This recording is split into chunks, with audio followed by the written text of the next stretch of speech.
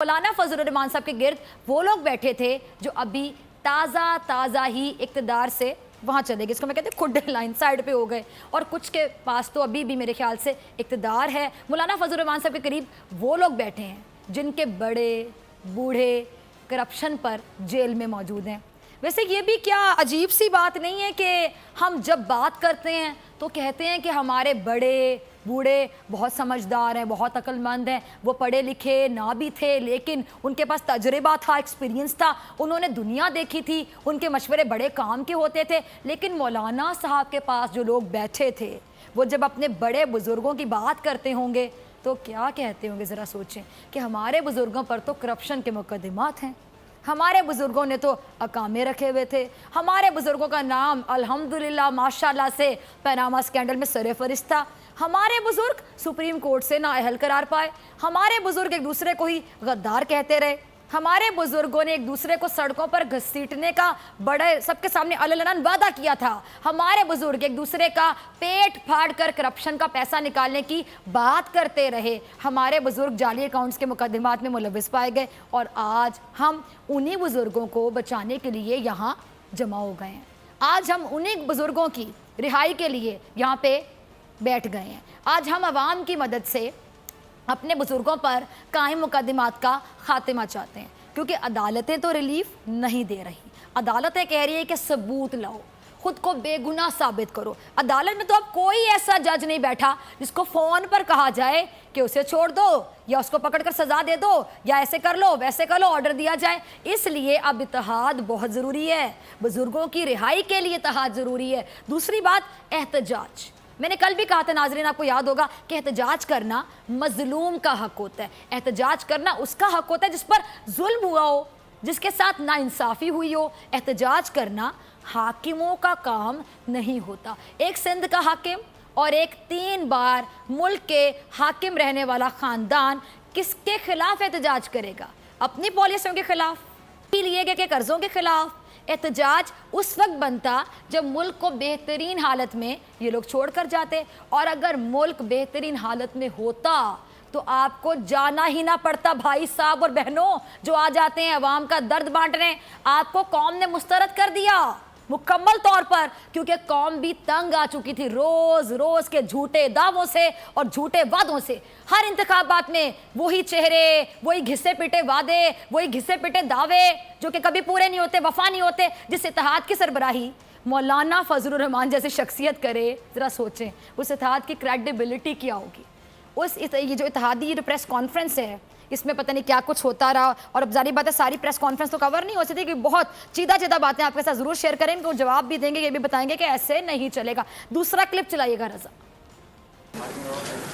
आवाम को जाली मैंडेट, धांधली ज़दा और नाअहल हुकूमत की पैदा करना, अज़ियतनाक महंगाई और माशी मुश्किलात के कर्ब से निजात दिलाने की भरपूर कोशिश करेगी। इस सिलसिले में पहले मरहले में तमाम सियासी जमातें अवामी राब्ता मुहिम शुरू करेंगी ताकि राय आमा को अवाम दुश्मन एजेंडे के खिलाफ मुनज़्ज़म किया जा सके। क्या कहूँ मैं, यही कहूँगी कि अल्लाह की शान है, आज मौलाना साहब जाली हुकूमत, जाली मैंडेट और धांधली का रोना रो रहे हैं। मौलाना साहब पिछले 10 साल तक हुकूमत का हिस्सा रहे, ऐसा ही था। पिछली हुकूमतों ने इतना कर्जा लिया जितना 60 सालों में नहीं लिया गया। अच्छा, उस कर्जे को सूद समेत अब वापस भी करना है ना, अंडरस्टूड सी बात है। मौलाना साहब उस वक्त कहाँ सो रहे थे जब PIA तबाह हो रहा था? अवाम का पैसा था ना मौलाना साहब, उस वक्त आप कहाँ सो रहे थे? मुल्क की हर सड़क, हर इमारत गिरवी रखी जा रही थी। मौलाना फजल रहमान साहब उस वक्त कहाँ सो रहे थे, आप कहाँ थे? और मकबूजा कश्मीर कमेटी के चेयरमैन आप ही बने रहे, और 10 साल मकबूजा कश्मीर के हवाले से कोई काबिल ज़िक्र काम तक ना किया मौलाना साहब ने, तब इक़्तिदार के मज़े लूट रहे थे। मौलाना फजल रहमान साहब कहाँ थे आप? ड्रोन हमले हो रहे थे, कबायली मर रहे थे, मौलाना साहब उस वक्त भी पता नहीं कहाँ पर थे। जमहूरियत के नाम पर मॉडल टाउन में लोगों को, निहत्थे लोगों पर गोलियां बरसाई गई थी, कत्ल कर दिया गया था। मौलाना साहब, उस वक्त मैं पूछ सकती हूँ कि आप कहाँ थे, कहाँ छुपे हुए थे? जनूबी पंजाब के मसाइल 10 साल से जूं के तू रहे, तब मौलाना साहब कहाँ आराम फरमा रहे थे, कहाँ सो रहे थे? शहबाज शरीफ, नवाज शरीफ आवाम के पैसों से लंदन में इलाज करवा रहे थे। मौलाना साहब कहाँ थे आप? यकीनी तौर पे मिनिस्टर इनक्लेव में सो रहे थे मज़े से। और यकीन जानिए, मौलाना साहब को दुख या फिर गम इसी बात का है कि उनकी अच्छी खासी नींद ख़राब कर दी, उठाकर बाहर निकाल दिया गया मिनिस्टर इनक्लेव से। सारा गुस्सा ही ये मौलाना साहब को इस बात का है। मैं तो इमरान खान साहब से गुजारिश करूंगी, आज दे दें मौलाना साहब को उनका आशियाना वापस, कम से कम इनका गम तो दूर हो। वो फिर से सो जाएंगे वहाँ जाके, आपको क्या टेंशन? और कौम भी सुकून का सांस ले लेगी। मौलाना साहब से बार बार इनकी ये तो तकरीर है, इस तरह की इमोशनल शक्ल नहीं देखनी पड़ेगी। और मौलाना साहब बिला वजह इमरान खान साहब ने मौलाना साहब को जगा दिया। अब वो कहीं ये जो मिलन मार्च के नाम पर घूम रहे हैं, कभी वो APC की सदारत करते दिखाई देते हैं। कितना काम करवा रहे हैं बेचारे मौलाना साहब, जिनको काम करने की आदत नहीं, आराम करने की आदत है। तो इमरान खान साहब मौलाना फजल रहमान साहब से इतना काम करवाना बनता नहीं है। सियासी इख्तिलाफात अपनी जगह होते हैं, लेकिन खान साहब सोने दें इन मौलाना फजल रहमान साहब को, इनको इस उम्र में आराम करें, तो इनको आराम की बहुत आदत है। अब मौलाना साहब को बस एक चीज़ की जल्दी है और एक उनकी ख्वाहिश रह गई। अगर मैं कह दूँ एक ही ख्वाहिश रहेगी तो गलत नहीं होगा, कि किसी तरह हुकूमत गिरा दी जाए। और ये ख्वाहिश इतनी बढ़ गई है, इतनी शिद्दत इख्तियार कर गई है कि इसकी वजह से बिलावर और मौलाना साहब के दरमियान इसी APC में बहस भी हो गई, क्योंकि मौलाना साहब मुकम्मल तौर पर इंतशार फैलाने का एजेंडा लेकर बैठे हुए थे, इरादा रखते थे। लेकिन बिलावल साहब जानते थे कि मौलाना फजल रहमान साहब की ख्वाहिश की तकमील का नाम APC तो नहीं, लेकिन जबकि मौलाना फजल रहमान साहब शायद यही सोच कर आए थे।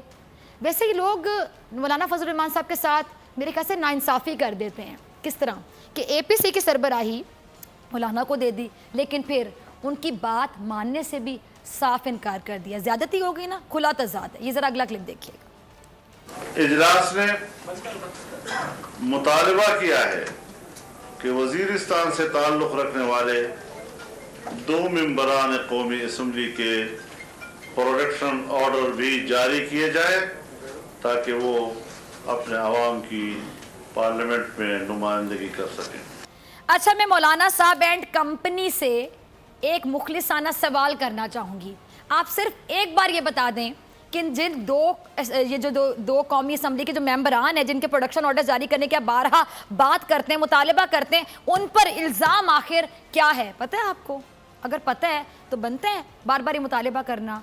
उन्होंने किया क्या था पता है ना आपको, कि उन्हें किस जुर्म में पकड़ा गया था, और उनको पकड़ने पर हम क्या कह सकते हैं कि वो क्यों पकड़े गए, किस पर उन्होंने हमला किया था? फौजी चौकी पर हमला करने आए थे ना वो, तो छोटा मोटा काम था फौजी चौकी पर हमला करना। उस हमले में ना सिर्फ फौजी जवान जख्मी हुए थे, बल्कि शहादत भी हुई थी। ये बात पूरी कौम जानती है। और वो 2 एहसान फरामोश, मैं सोच समझ के लफ्ज़ का इंतखाब कर रही हूँ, एहसान फरामोश, जिनको मुंतखब करके भेजा गया था। किस लिए? वो अपने हल्के के मसाइल बयान करें, वो अपने हलकों में तरक्की याफ्ता काम करवाएं, वो अपने हलके में तालीमी सरगर्मियाँ बहाल करवाएं, वो अपने हलके के अवाम को बुनियादी हकूक़ फराहम करें। लेकिन उन 2 एहसान फरामोशों ने किया क्या?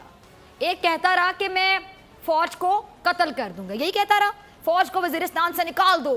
फ़ौज वज़ीरिस्तान में आकर अपनी मर्ज़ी से आई थी। कहाँ थे तुम लोग? फ़ौज तो कभी भी कहीं भी अपनी मर्ज़ी से नहीं आई थी। फ़ौज तो इक़्तिदार में भी क्या कभी अपनी मर्ज़ी से आई? कभी नहीं आई। तुम लोग ही जाते रहे फ़ौज के पास, अपने सियासी मुखालिफिन के ख़िलाफ़ फ़ौज को उकसाते रहे कि आ जाओ, मुल्क तबाह हो रहा है, संभाल लो इस मुल्क को। इस हाल में तुम लोग ही बुलाते रहे फ़ौज को। आज भी फ़ौज खुद से नहीं आती, तुम लोग बुलाते हो, इसलिए कि जो काम तुम्हारे बस का नहीं होता वो फ़ौज ही करती है। फॉर एग्ज़ाम्पल, बारिश हो जाए या पानी निकालने का काम फ़ौज करती है, सैलाब आ जाए तो मदद फ़ौज करती है, धरना दे दिया जाए, पुलिस से बात ना बने तो फिर फ़ौज को तुम लोग बुलाते हो। ऐसा ही है। या फिर अगर हम बात करें PSL करवाना हो तो फ़ौज को बुलाते हो। कोई बड़ा इवेंट हो तो तुम लोग कहते हो फ़ौज को बुला लें, फ़ौज की खिदमत हासिल करें। वज़ीरिस्तान में फ़ौज नहीं थी, तो क्या हो रहा था? सरों से फुटबॉल खेले जा रहे थे, लोगों को मार मार कर उल्टा लटकाया जा रहा था, बात बात पर सर काटे जा रहे थे, वजीरिस्तान को नो गो एरिया बना दिया गया था, और फिर इसी को जवाब बनाकर अमेरिका और दूसरे ममालिक पाकिस्तान को दहशतगर्द रियासत डिक्लेयर करने के दर पे थे। इसलिए आई थी फौज। हो गया क्लियर? जो ये सवाल उठाते हैं फौज क्यों आई, इसलिए फौज को आना पड़ा। फौज ने आकर अली वजीर जैसे एहसान फरामोशों के लिए वो माहौल फराहम किया, वो खुल्लम खुल्ला जलसे कर सकें, और इसमें अपनी ही फौज को कत्ल करने की धमकियां देते रहे।